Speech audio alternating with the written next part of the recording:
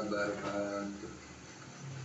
Bapak-bapak, ibu-ibu, pemuda-pemudi di para warga sadayana anu kuring di rahmat. Alhamdulillah wa syukurillah berkat taufiq sareng hidayah Allah Subhanahu wa taala dina dinten ieu kurang sadayana parantos tiasa ngariung ngumpul patepung lawung pamprok jongok patepang rarai dina raraga ceramah ilmiah anu nyanak judul asal usul manusia aya di dunia.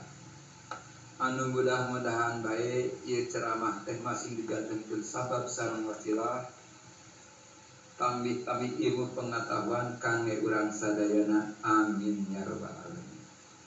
Kali kubituna simkuring ngaturkeun regunungan laksa ketika ingahan ka para wargi sadayana anu parantos kersa ngadangukeun atanapi nongton kana video ieu atanapi kana YouTube ieu. Hapunten ka para wargi sadayana rehna simkuring ngajengikeunana ku basa campuran eta basa Sunda sareng basa nasional nganu maksud supados gambil dicernana. Menurut filsafat rehna urang boga ilmu panempuh jampe pamake aji pangati karena bersentuhan dengan indranya. Contoh namanya urang terang saramani sora doma, sora ucing sareng sajabina kumargi cepil urang sae keneh atanapi sehat keneh. Urang tiasa ningal rupa-rupa nu aya di dunia seperti contoh nu tadi baelah lihat rupa manu, rupa ucing, rupa doma sareng sajabina kumargi urang gaduh soca anu sae keneh sareng sajabina sareng sajabina.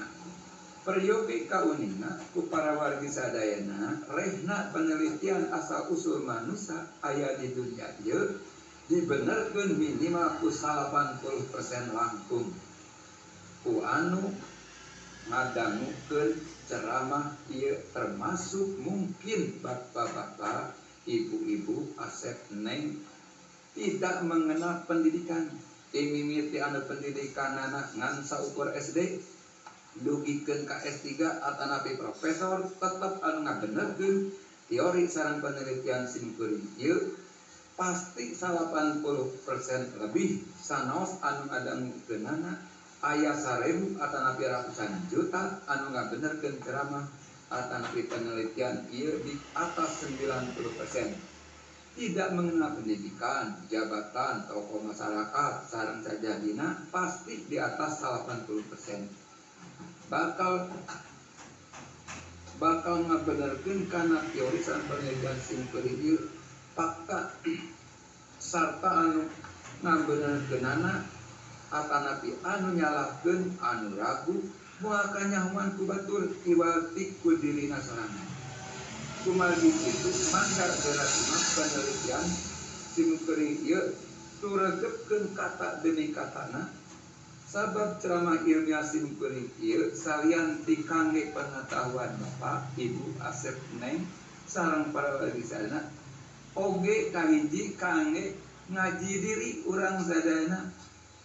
Urang teh kalebet kana jalmi anu sok tahu cepat mengambil kesimpulan, jalma anu untuk kesabaran, tidak mau menghormati pendapat orang lain, sareng sajabina bakal kanyahoan.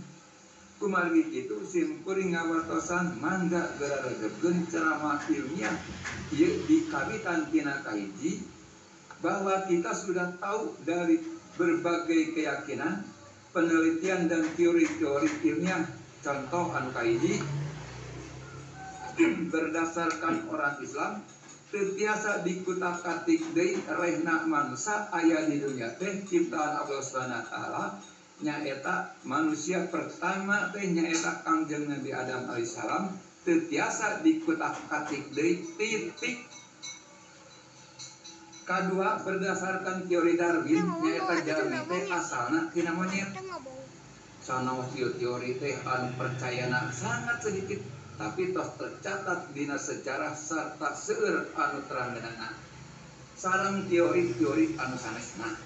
salajengna ayeuna simkuring bade ngadugikeun teori sareng penelitian simkuring ieu naon sareng tina naon jalma aya di dunia mangga geraregepkeun. Menurut teori sareng penelitian simkuring dari beribu-ribu buku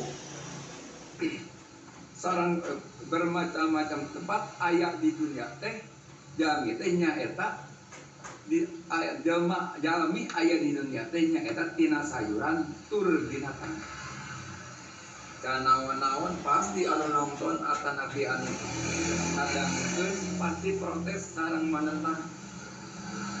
Tanpa aya anu ujug-ujug menentang akan nabi protes rupina ieu jami teh kalebet kana jami anu teu sabaran tur temperamen serta tidak mau melihat sesuatu dengan benar atau faktanya.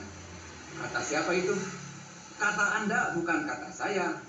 Mari kita buktikan.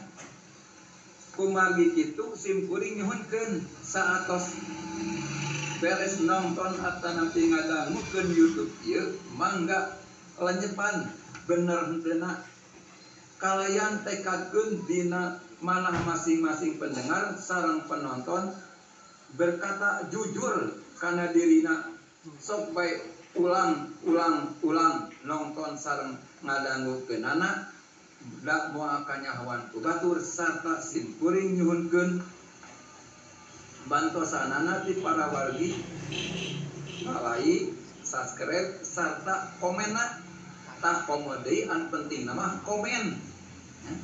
Nah, paling penting mah komena hatur nuhun sateu acanana oge. Sabab nonton komena saat eta bade ngagoreng, bade ngalatreskeun baik isi materina, gaya bahasana atanapi pribadi simkuring. Atanapi pribadi simkuring atanapi naon bae. Insyaallah ku simkuring bakal jawab. Hatur nuhun sateu acanana. Sakali deui simkuring ngawartosan rehna teori sareng penelitian simkuring ieu dibenerkeun ku 80% Lampung. Kunaon sababna simkuring henteu nyebatkeun 100%? Kumagi simkuring sareng penonton oge atanapi pendengar YouTube ieu pasti terang. Nyarioskeun naon we zaman ayeuna mah pasti aya nu pro aya nu kontra.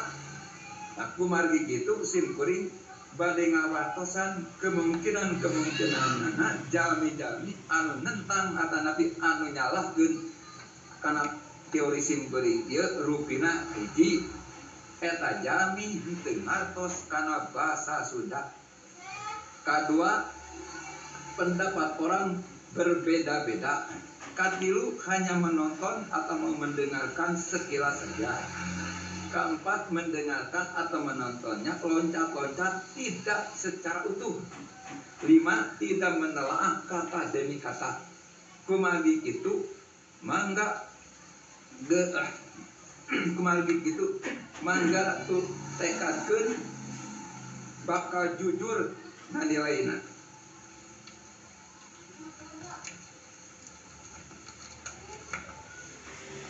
Menurut penelitian sareng teori simkuring tina ratusan buku tur fakta di lapangan rehna manusia aya di dunia nyaeta tina kangkung jeung kuya. Najan penonton kaget pasti nu ngabenerkeunana moal kurang ti 80%.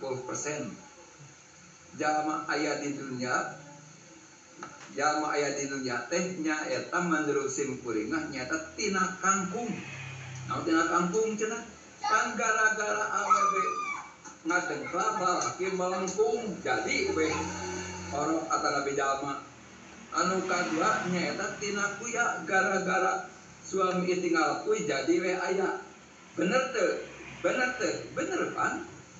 Akur batur-batur, akur.